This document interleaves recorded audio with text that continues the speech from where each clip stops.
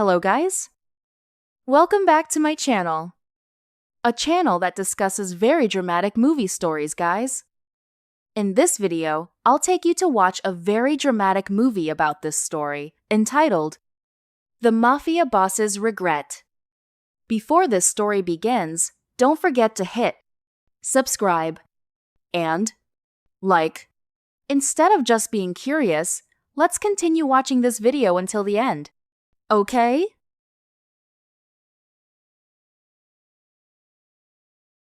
The destiny of the Voss sisters was decided in a cold, dimly lit room where power was traded like a commodity. Eva and Lydia, half-sisters bound by blood but divided by favor, stood before their father as he presented the starkly different paths into the underworld's most powerful families. On one side was Dante Moretti, the ruthless and the handsome boss of the California Mafia, a man whose name commanded absolute terror. On the other was Victor Ashford, an heir who had been reduced to a vegetable, lying in a permanent coma following a mysterious incident. Lydia, the spoiled favorite, threw a tantrum at the prospect of attacking a comatose husband and threatened to take her own life rather than marry Ashford. In a move that shocked everyone, Eva offered a strategic switch. She would marry the vegetable Victor Ashford and accept $100 million payout, allowing Lydia to marry Dante. What no one knew was that Eva had been Dante's secret lover for 5 years, enduring his coldness and using herself as a shield to protect Lydia, the woman Dante claimed to truly love. The cruelty of Eva's 5-year devotion to Dante was a slow-acting poison.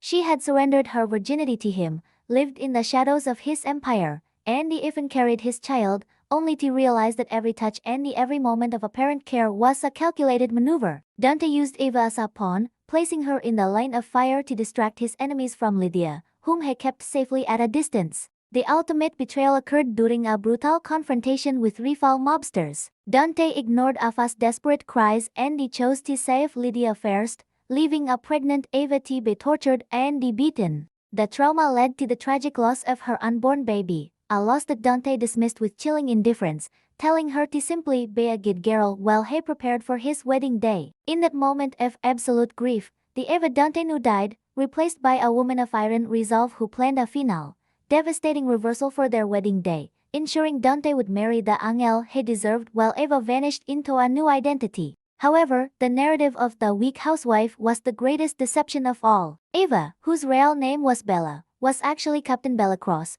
a legendary major in the Delta Force and the only woman to receive the prestigious Silver Star for her heroism in Operation Jack Darrow. She had walked away from her elite military career and a certain promotion to major to care for her mother, who was suffering from early onset Alzheimer's. After leaving the Mafia world behind, she entered a marriage with a businessman named Lawrence, only to be treated like the help and insulted by his mother. Lawrence had been carrying on an affair with a woman named Diana, a fraud who pretended to be the Silver Star soldier to climb the social ladder. Bella's transformation from a submissive wife to a rising phoenix began when she met James, the heir to an international arms empire, who recognized her true worth and helped her rejoin the military. The story reached a crescendo at a tactical range where Bella humiliated Diana in a shooting challenge and later single-handedly neutralized a terrorist cell, revealing her true identity as the real Silver Star to stun Lawrence and the world. The air in the high-stakes world of the California Mafia felt heavy and stagnant,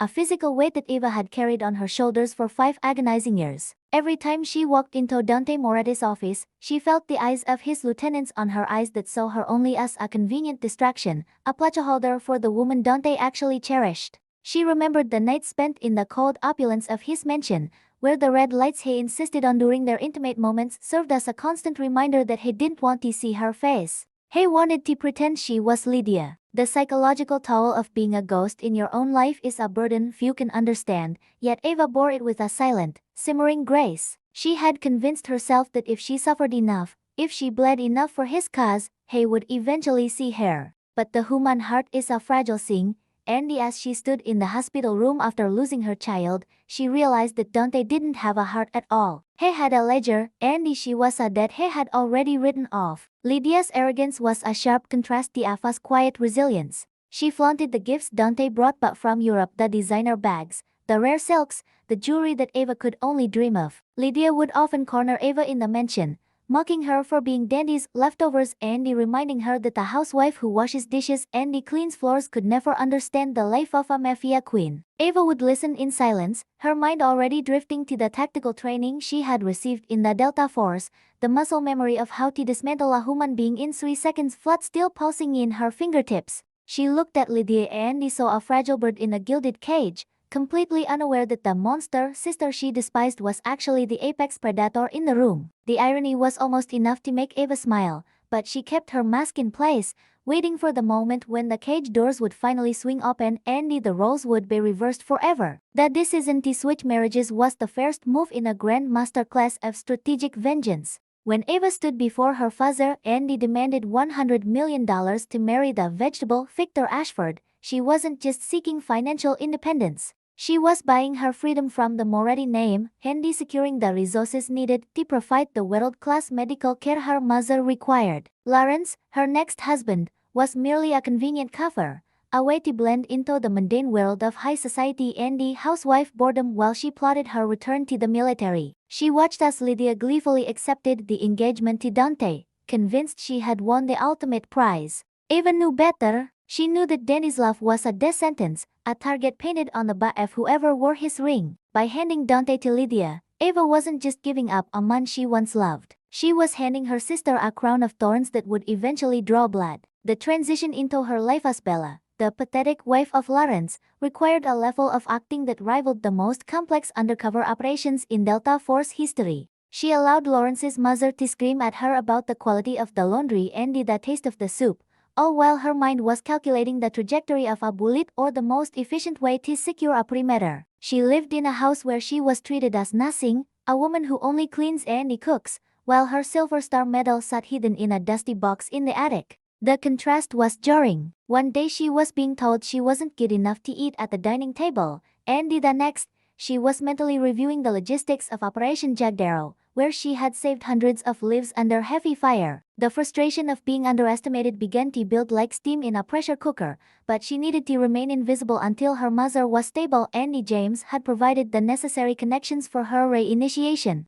Lawrence's affair with Diana was the final spark that ignited the phoenix. Diana was everything Bella despised, a liar, a pretender, and a woman who used the honor of the military as a fashion statement. When Diana claimed to be the Silver Star hero of Delta Force, Lawrence looked at her with the hero worship that he had never once shown his own wife. He would come home and compare Bella to Diana, telling her that while Diana was putting her life on the line for the country, Bella was just wasting his money. Bella would watch them together, her eyes cold and analytical, noting the way Diana held her weapon incorrectly and her complete lack of awareness regarding basic military protocol. She realized then that Lawrence didn't want a wife. He wanted a trophy, and Diana was a shiny, hollow one. The betrayal didn't hurt Bella's heart. It insulted her intelligence. She decided then that she would not only divorce Lawrence but she would dismantle the lie that he and Diana had built their lives upon.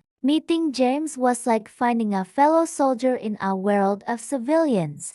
James wasn't just a wealthy heir. He was a man who understood the language of the elite and the discipline of the soldier. When he recognized Bella at the hospital while she was visiting her mother, he didn't see a housewife in a simple dress. He saw the major who had outplayed the best in the business. He offered her a way, but not just to the military, but to her true self. He used his family's influence to secure the best Alzheimer's facility for her mother, removing the final chain that held Bella in her domestic prison. As they worked together to coordinate her reinitiation into the Delta Force, a different kind of bond began to form.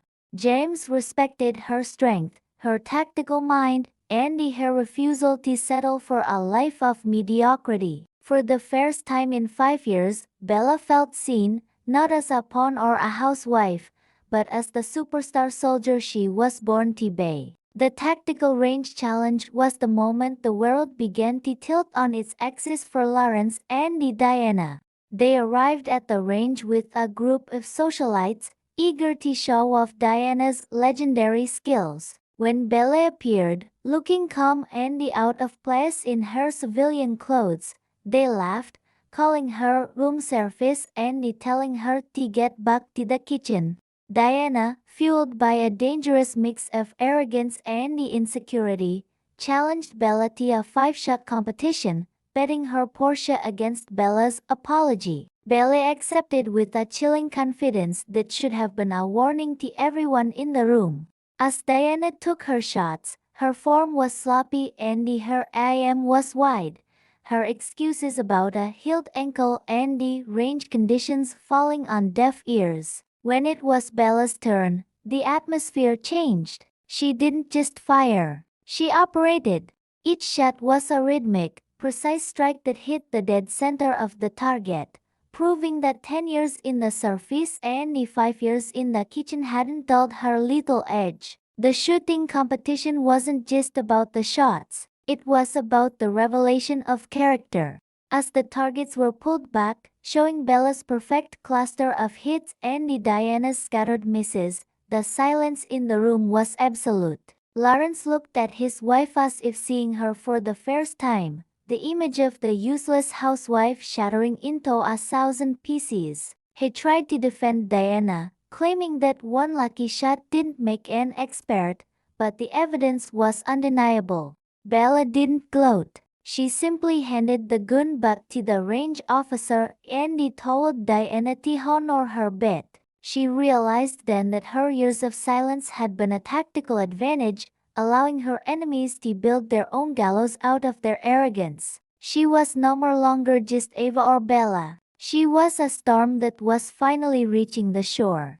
The terrorist attack at the tactical range was the ultimate proving ground. While Diana screamed and ran for cover like a civilian, and Lawrence cowered behind a table, Bella stepped into the line of fire without a second thought. Her muscle memory took over, her mind processing the threat levels and the entry points with the speed of a supercomputer. She moved through the chaos with a grace that was terrifying to behold, neutralizing the attackers with a combination of hand-to-hand combat and the precision fire. James watched from the perimeter, his respect for her reaching a new height as he saw the Captain Belacrosse he had heard so much about in action. When the dust settled and the threat was neutralized, Bella stood in the center of the room, her hair slightly disheveled but her gaze as steady as a mountain. She looked at Lawrence and Diana, who were still trembling on the floor,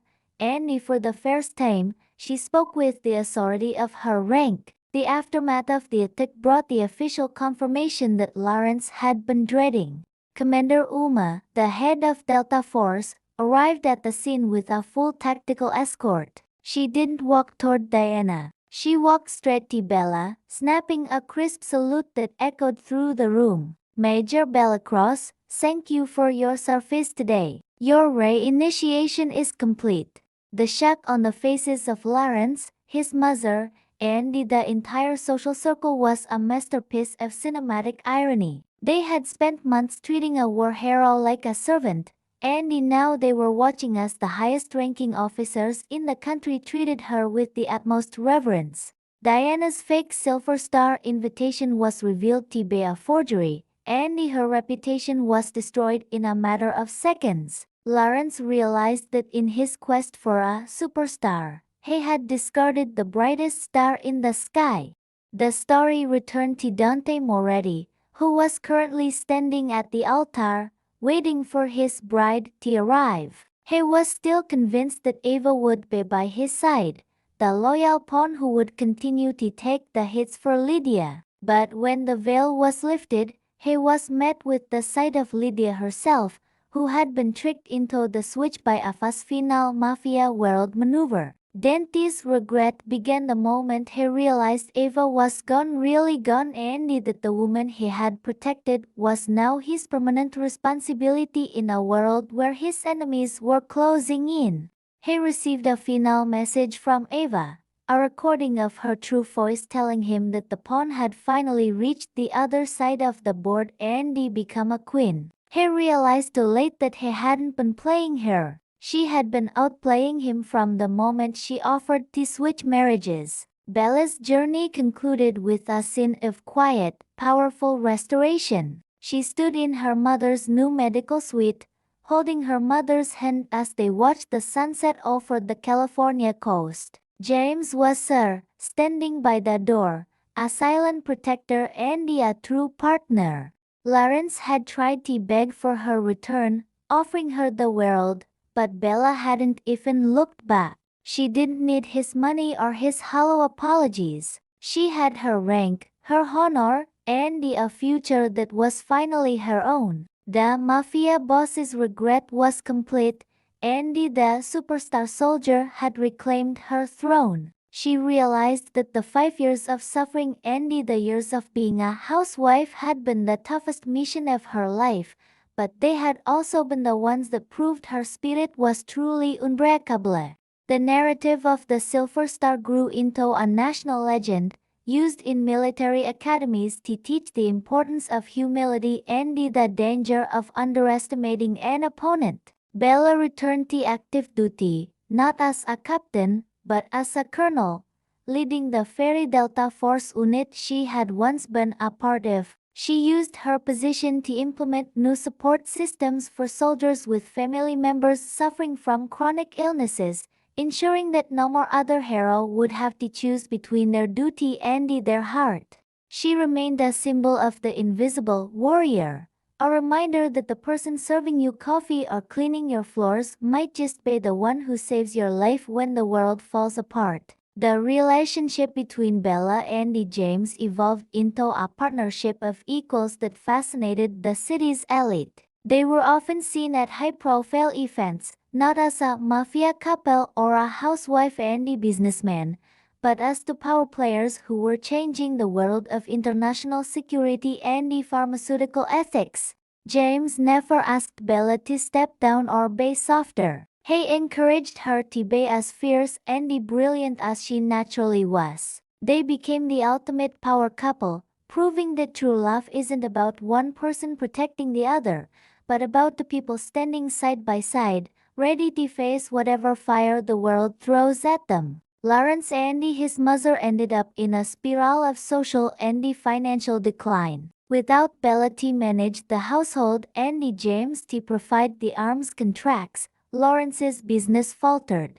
His mother, who had once been the queen of the social circle, was now a pariah, her name associated with the Silver Star fraud scandal that Diana had caused. They lived in the echoes of their former glory, constantly wondering how they could have been so blind to the genius in their own home. It was a slow, agonizing realization that the help they had treated with such contempt was actually the only thing that had kept their lives from falling apart. Dante Moretti's reign as the Mafia boss of California came to a violent and predictable end.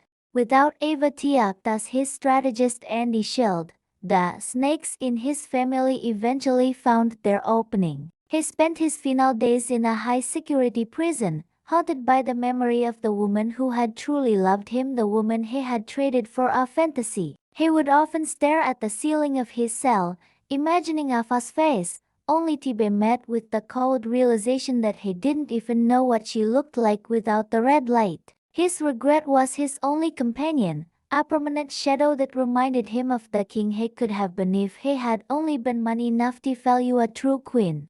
In the final quiet moments of the narration, we see a close-up of the Silver Star Medal, now displayed prominently in the hallway of Bella's new home. It catches the morning light, shimmering with a brilliance that represents every sacrifice, every secret, and every victory Bella achieved. The camera pans out to show Bella, James, and her mother walking in the garden, a picture of peace that was bought with iron and blood. The 60-minute journey ends with a final thought. We are all the architects of our own destiny, and no matter how deep the shadows we find ourselves in, there is always a path back to the light for those who are brave enough to fight for it. The internal architecture of the Moretti and the Voss families was permanently dismantled by Bella's actions. Her father, who had once viewed his daughters as mere political currency, found himself isolated in his mansion, his reputation in the underworld in tatters. The switch at the wedding had not just humiliated Dante, it had revealed the Voss patriarch's lack of control over his own house. Rival families saw the cracks and they began to move in, piece by piece, until the Voss Empire was nothing more than a historical footnote. Bella had outplayed them all, ensuring that the wealth she took, the $100 million, was the only part of the family legacy that would survive, and it would be used for healing rather than harm. The psychological transformation of Bella from the shadow daughter to the superstar soldier was a case study in resilience. She had lived 3 different lives in the span of a decade: the secret mafia lover, the submissive housewife, and the elite soldier. Each role had taught her something essential about human nature and the survival. As the mafia boss's lover, she learned the intricacies of manipulation and the cold reality of power. As Lawrence's wife, she learned the depth of social prejudice and the strength required to remain silent while being undervalued. And as Captain Bellacross, she learned that true authority comes not from a title, but from the ability to lead others through the dark. She was the sum of all her scars, and each one made her more formidable. James's influence on the medical world, through the arm of his family's pharmaceutical interests, was a direct result of his partnership with Bella. Together, they developed the Bellacross Protocol for treating neurological disorders in veterans, combining advanced medicine with the discipline of military rehabilitation. This initiative became a global standard, saving thousands of lives and providing a sense of purpose for those who had been discarded by the system. Bella's mother was the first to benefit from the prototype treatments, showing signs of clarity and the memory retention that the regular doctors had said were impossible. It was a victory of love and the science over the neglect and the indifference of the social elite. The narrative's resonance in the city of California was profound. The gala incident, where Bella had neutralized the terrorists, was talked about in every boardroom and the coffee shop. People who had once dismissed Mrs. Lawrence as a boring socialite were now scrambling to claim they had always known she was special.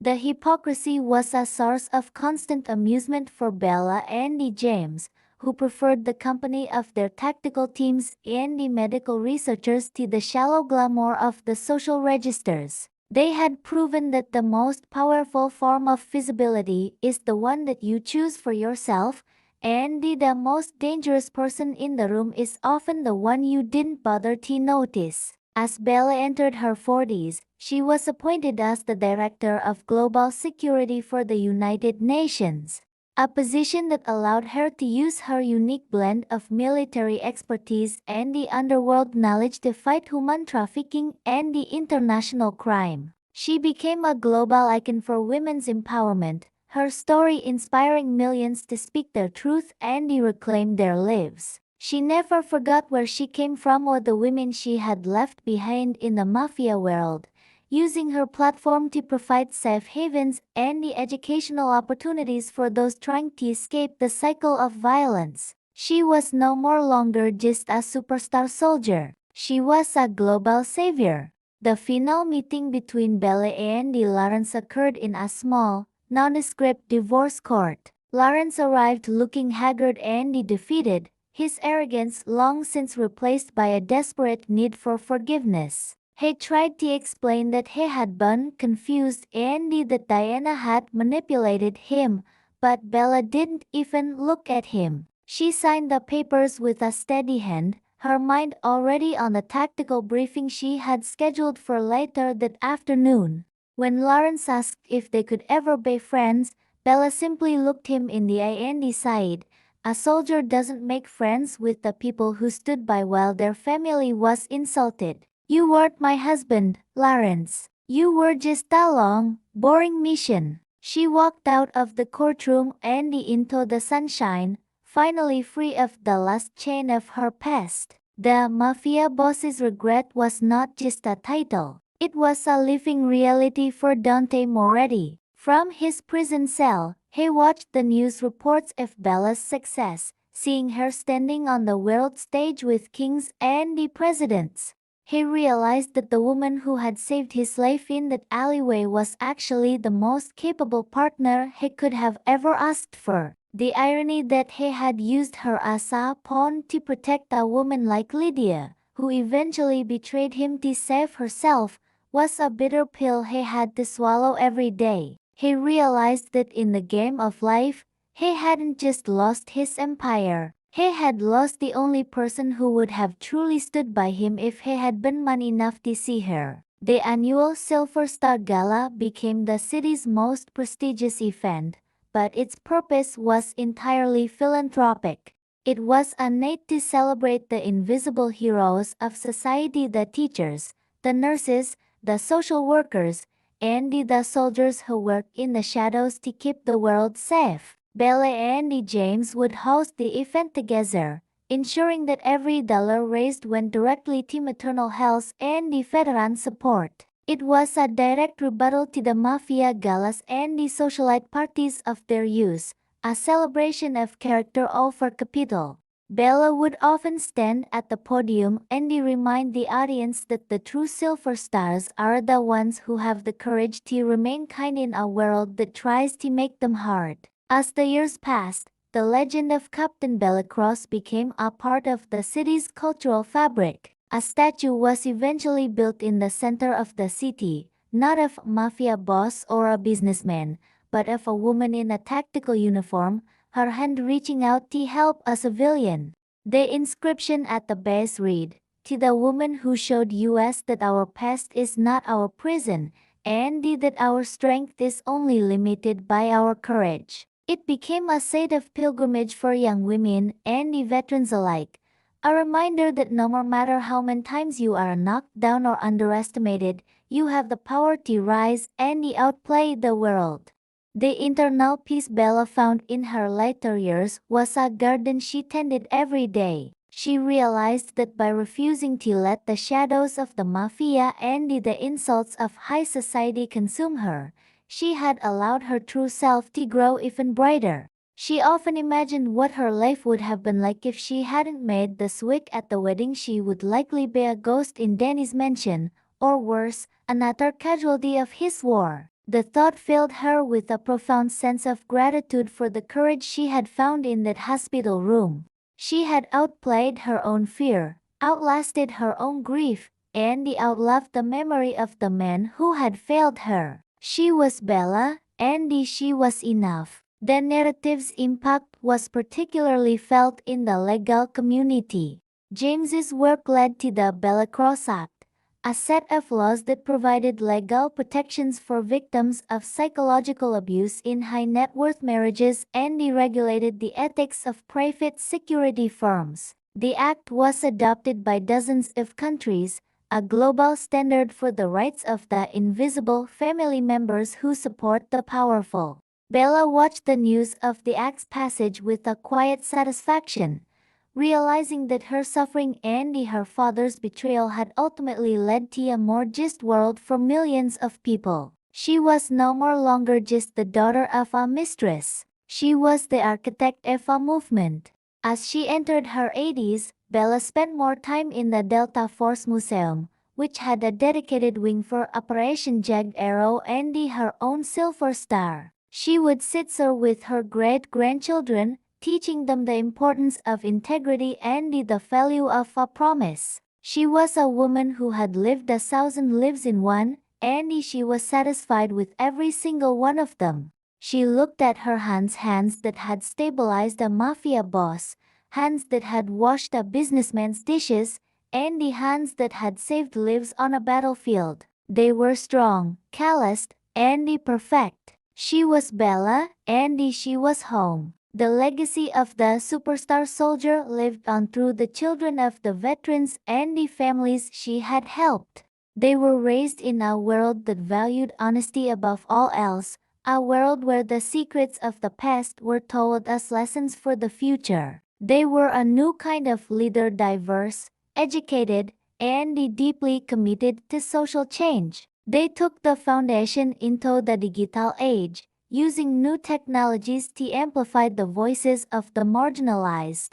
They were the living embodiment of the restored legacy, a testament to the fact that one generation's courage can change a family's destiny forever. The final analysis of the Bella and James saga is a celebration of the human spirit. It is a story of how one woman's refusal to be a tool turned a nightmare into a movement. It proves that the best way to say goodbye to a marriage that isn't yours is to say yes to a purpose that is. Bella had moved on, and in doing so, she had carried the world with her. The game was won, the light was absolute, and Bella was finally perfectly free. The camera fades to a wide shot of the Delta Force base at night, a beacon of light in the city skyline, where the rooms are full of hope and the masters are those who lead with love. The relationship between Bella and her half-sister Lydia remained a study in contrasts. Lydia spent her final days in a gray suburban home, her only company the memories of a privilege she had never earned and a husband who didn't exist. Bella, meanwhile, was surrounded by a family of her own choosing and a world that respected her name. Lydia had tried to use her status to crush Bella, but Bella had used her own heart to rise above her. The favored daughter had become a pauper of the spirit, and the mistress bastard had become a hero. It was a final, graceful closure to the conflict that had started in a dimly lit mafia room decades ago. Dante already passed away peacefully in his sleep, his hand clutched in a photo of a woman in a red light.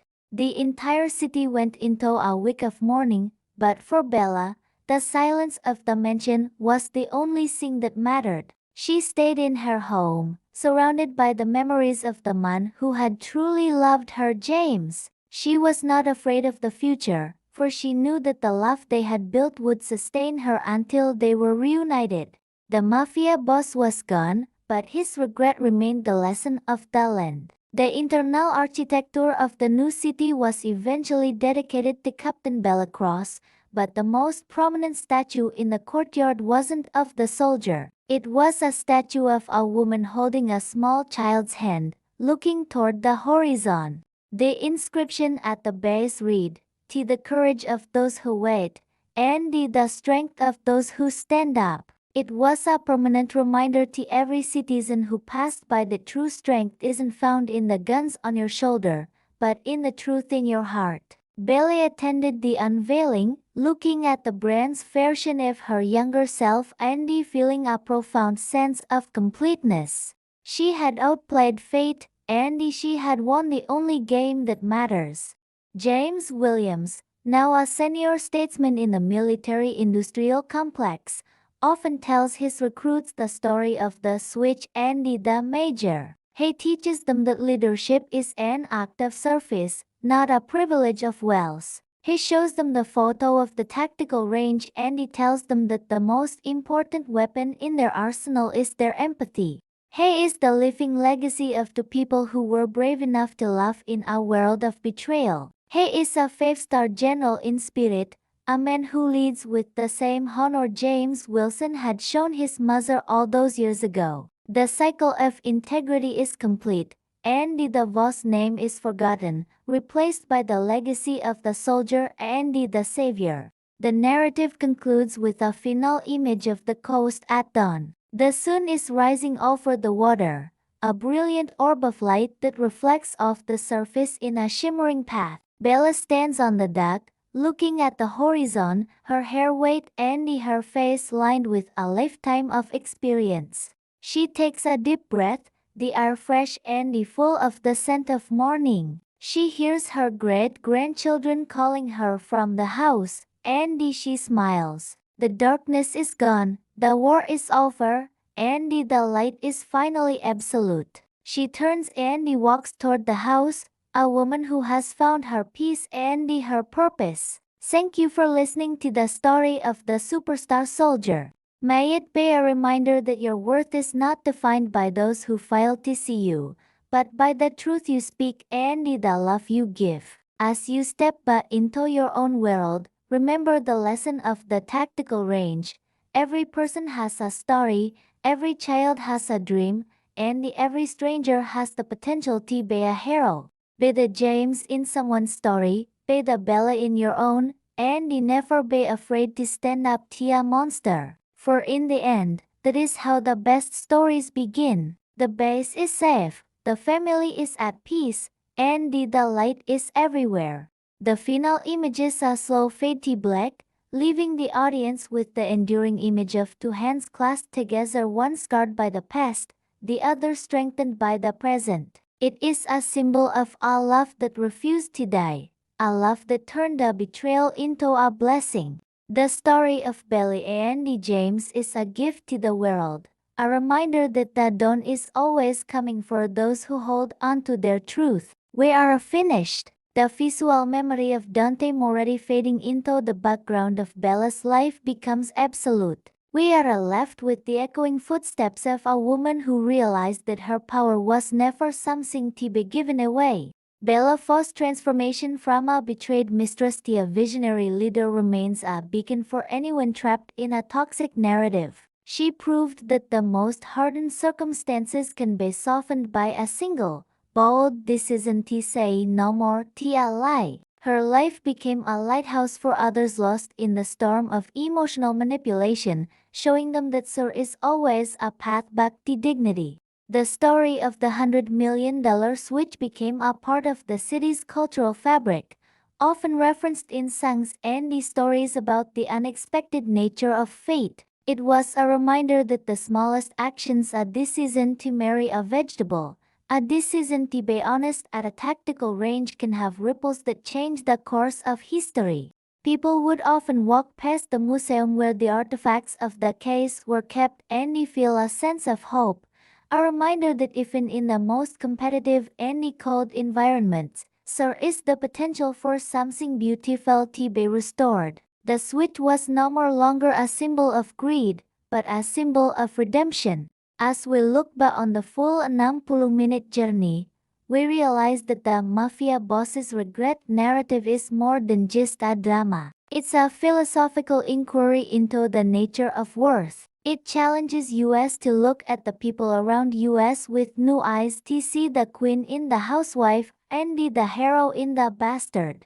It is a call to action to be the James in someone's story, the ally who stands up when it matters most. And it is a reminder to be the Bella in our own lives, the person who refuses to be outplayed by a lie. The Bella Cross Williams legacy is a permanent mark on the world, a testament to the fact that we are all interconnected. Our choices matter, our voices matter, and our love matters.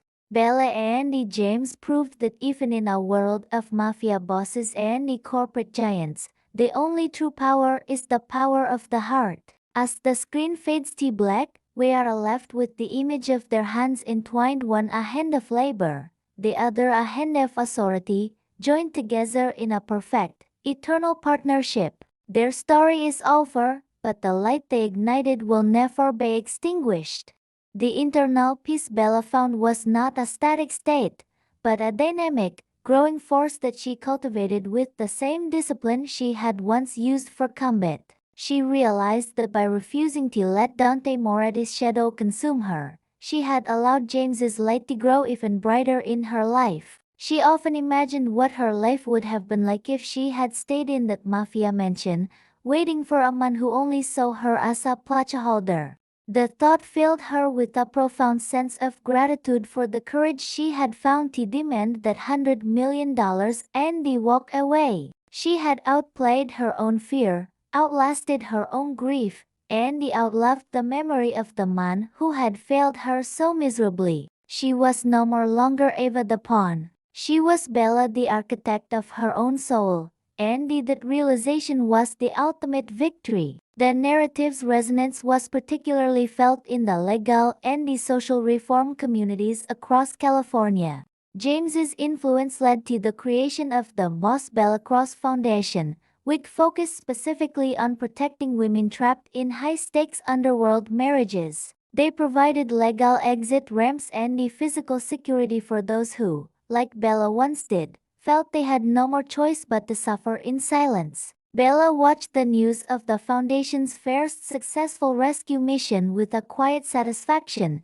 realizing that her suffering and her father's betrayal had ultimately led to a more just world for thousands of women. She was no more longer just the daughter of a mistress who was kicked to the curb. She was the woman whose life had inspired the saving of thousands of others from the same dark fate. As she entered her 70s, Bella spent more time in the Delta Force Museum, which had dedicated an entire wing to the silent major and her silver star. She would sit there with her great-grandchildren, teaching them the importance of integrity and the value of a promise made to oneself. She was a woman who had lived 1,000 lives in one, and she was satisfied with every single one of them. She looked at her hands that had stabilized a dying mafia boss in an alleyway, hands that had washed a businessman's dishes in a cold kitchen, and the hands that had saved hundreds of lives on a chaotic battlefield. They were strong, calloused, and perfect in their history. She was Bella, and she was finally, truly, at home within herself. The legacy of the superstar soldier lived on through the children of the veterans and the families she had helped. They were raised in a world that valued honesty above all else, a world where the secrets of the past were told as lessons for the future rather than burdens to be hidden. They were a new kind of leader, diverse, educated, and deeply committed to social change.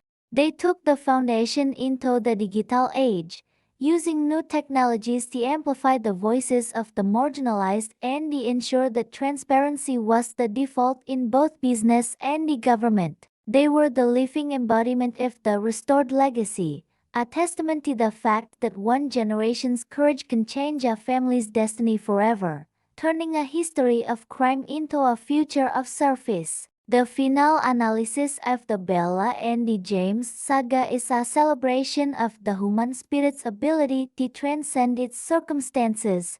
It is a story of how one woman's refusal to be a tool turned a nightmare into a global movement. It proves that the best way to say goodbye to a marriage that isn't yours or a life that doesn't fit you is to say yes to a purpose that is truly your own. Bella had moved on, and in doing so, she had carried the world with her into a brighter era. The game was won, the light was absolute, and Bella was finally perfectly free. The camera fades to a wide shot of the Delta Force base at night, a beacon of light in the city skyline, where the rooms are full of hope and the masters are those who lead with love and honor. The relationship between Bella and her half-sister Lydia remained a study in tragic contrasts that the city's socialites whispered about for decades.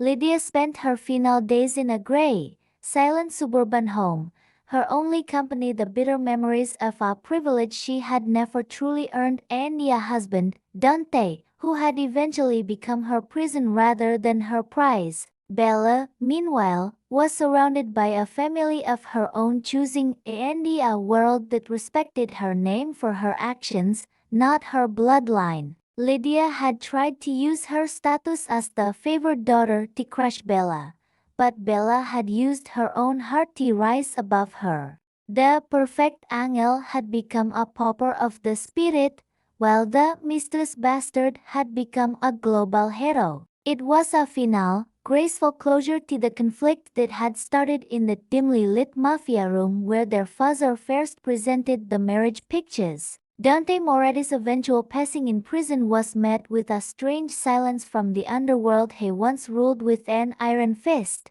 He died with a photo clutched in his hand, not of Lydia, but of a woman silhouetted against a red light, the only version of Eva he had ever allowed himself to know. The entire city didn't mourn for him. They mourned for the man he could have been if he hadn't been so blinded by his own tactical arrogance. Bella didn't attend the funeral, nor did she send flowers. Her silence was her final message to him.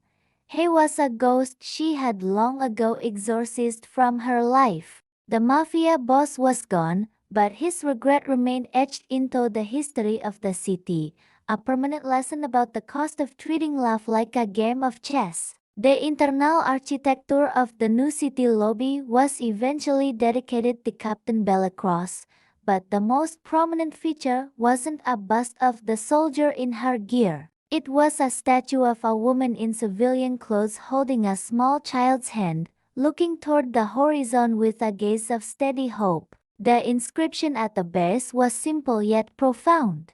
To the courage of those who wait in the shadows, and the strength of those who stand up to the light. It was a permanent reminder to every citizen who passed by that true strength isn't found in the caliber of the gun on your shoulder, but in the truth you carry in your heart. Belle attended the unveiling, looking at the brand's version of her younger self and feeling a profound sense of completeness. She had outplayed fate, and she had won the only game that truly matters. James Williams, who eventually became a senior statesman and a guardian of military ethics, often told his young recruits the story of the wedding switch and the major in the kitchen. He taught them that true leadership is an act of service, not a privilege of wealth or a result of bullying. He showed them the grainy photo from the tactical range and he told them that the most important weapon in their arsenal would always be their empathy for the invisible people around them. He was the living legacy of a man who was powerful enough to be a general but humble enough to be a partner. The cycle of integrity was complete, and the boss name was forgotten by history, replaced by the legacy of the soldier and the savior who built a kingdom on the ruins of a crime family. The narrative concludes with a final image of the California coast at dawn, the same coast where Bella's mother had once feared for her daughter's future. The sun is rising over the water, a brilliant, golden orb that reflects off the surface in a shimmering path of light. Bella stands on a wooden deck, looking out at the horizon, her hair wet and her face lined with the beautiful geography of a lifetime of experience. She takes a deep breath of the salt air, feeling it fill her lungs with the scent of a morning that belongs entirely to her. She hears her great-grandchildren calling her name from the house, and she smiles a rare smile, free of the red light and the Mafia's weight. The darkness is gone, the war is over, and the light is finally absolute. She turns and walks toward the house, a woman who has found her peace and her purpose. As the visual memory of Lawrence and his mother fading into the background of Bella's life becomes absolute, we are left with the echoing footsteps of a woman who realized that her power was never something to be given away or granted by a man. Bella Foss's transformation from a betrayed mistress to a visionary leader remains a beacon for anyone trapped in a toxic narrative. She proved that the most hardened circumstances can be softened by a single, bold decision to say no more to a lie and yes to the truth of one's own capability. Her life became a lighthouse for others lost in the storm of emotional manipulation and social prejudice, showing them that there is always a path back to dignity, provided one is willing to fight the first battle within themselves. The story of the $100 million switch became a part of the city's cultural fabric, often referenced in songs and the stories about the unexpected nature of fate and the power of a woman's resolve. It was a reminder that the smallest actions, a decision to marry a vegetable, a decision to be honest at a tactical range, a decision to protect an aging mother, can have ripples that change the course of history for generations. People would often walk past the museum where the artifacts of the case were kept and feel a sense of hope, a reminder that even in the most competitive and cold environments, there is the potential for something beautiful and just to be restored. The suite was no more longer a symbol of mafia greed, but a symbol of total redemption. As we look back on the full 60-minute journey, we realize that the Mafia boss's regret narrative is more than just a drama. It's a philosophical inquiry into the nature of human worth and the masks we wear to survive. It challenges us to look at the people around us with new eyes to see the queen in the housewife, the hero in the bastard, and the coward in the superstar. It is a call to action to be the James in someone's story, the ally who stands up when it matters most, and to be the Bella in our own lives, the person who refuses to be outplayed by a lie.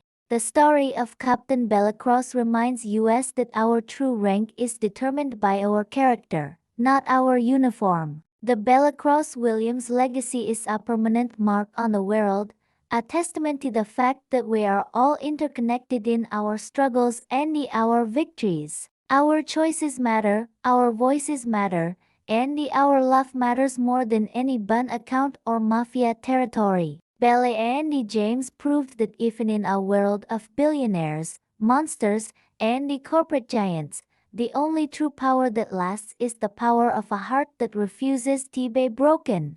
As the screen fades to black for the final time, we are left with the image of their hands entwined, one a hand that has known the labor of the kitchen, the other a hand that has known the authority of the boardroom, joined together in a perfect, eternal partnership. F equals. Their story is over, but the light they ignited in the heart of the city will never be extinguished. The transition into her role as the Major of Mercy saw Bella spearheading the most aggressive veteran healthcare initiative in the country's history. She didn't just donate money, she redesigned the systems of care, ensuring that psychological trauma was treated with the same urgency as physical wounds. She would often walk through the wards herself, talking to young soldiers who felt discarded by the world, telling them her own story of the 5 years she spent in the dark. Her presence was a living proof that a vegetable state, whether physical or emotional, was not the end,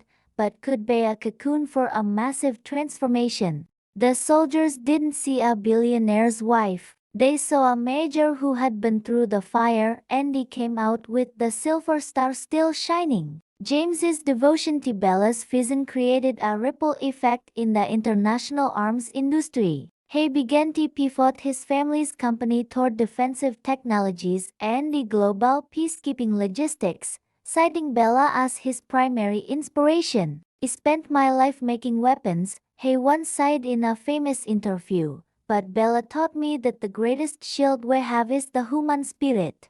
Their partnership redefined what it meant to be a power couple, moving the focus away from accumulation and toward restoration. They became the primary sponsors of the Jagged Arrow Institute, a think tank dedicated to solving conflicts through diplomacy and tactical intelligence rather than raw violence, a direct tribute to the operation that had defined Bella's military career. Even in the face of aging, Bella's tactical mind never lost its sharpness. She became a mentor to the first generation of female Delta Force commanders, teaching them how to read a room, how to anticipate a betrayal, and how to lead with a quiet authority that didn't need to shout to be heard. She often told them that the most dangerous weapon they possessed was their ability to be underestimated. "Let them think you are just a housewife, or just a mistress, or just a girl," she would whisper during briefings. "And then, when they are most comfortable in their arrogance, show them the silver star." Her legacy was not just in the laws she changed, but in the minds of the women she empowered to never settle for a red light life. The city of California eventually renamed the harbor where Bella had neutralized the terrorists as Bellicross Landing. It became a symbol of safety and the city's commitment to its defenders. Every year on the anniversary of the reinitiation ceremony, the bells of the harbor would ring out, a sound that Bella could hear from her home on the cliffs. She would sit on her porch, a cup of tea in hand, and remember the girl who once stood in that same harbor, terrified and alone, wondering if she would ever find her way back to the light. She realized then that the journey hadn't just been about returning to the military. It had been about returning to herself. In her final years, Bella wrote a memoir titled The Pawn's Gambit, which became a global bestseller and was translated into dozens of languages. It wasn't a story of mafia glamour, but a raw, honest look at the cost of silence and the power of a strategic exit. She wrote about the loss of her child not as a tragedy that broke her, but as a fire that forged her into the woman she became. The book served as a guide for anyone feeling trapped in a life that wasn't theirs, offering the hope that even after 5 years or 51 could always choose to flip the board and start a new game. The narrative concludes with a final reflection on the nature of the mafia boss's regret. It serves as a reminder that regret is a heavy burden that only grows with time, while the peace of a life lived with integrity is a light that only grows brighter.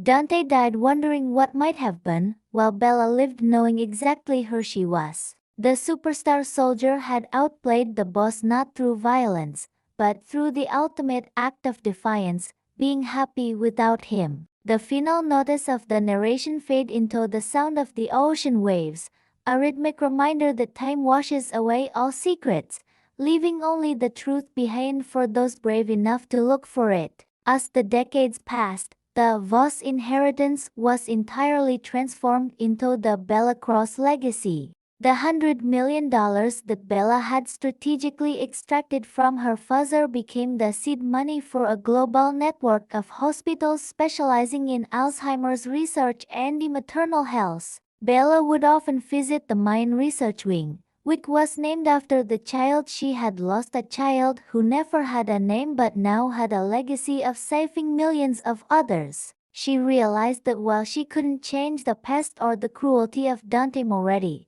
she could ensure that the pain he caused was the last of its kind.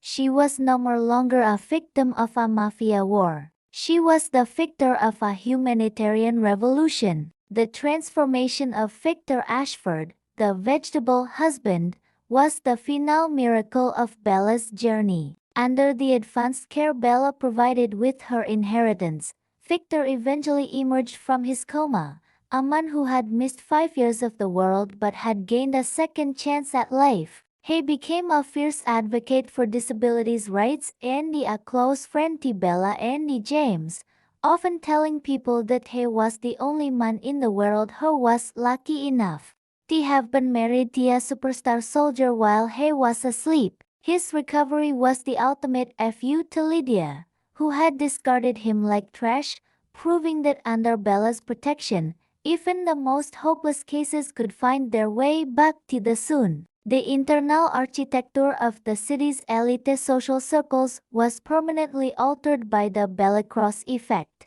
Arrogance was no more longer a fashionable trait among the wealthy, as the story of Lawrence and his mother became a cautionary tale that parents told their children about the dangers of pride. People began to look at their staff, their partners, and the invisible people in their lives with a new sense of respect, wondering if they, too, might be harboring a silver star or a hidden major. Bella had not just won her own freedom. She had forced an entire society to confront its own prejudices and the shallow nature of its judgments.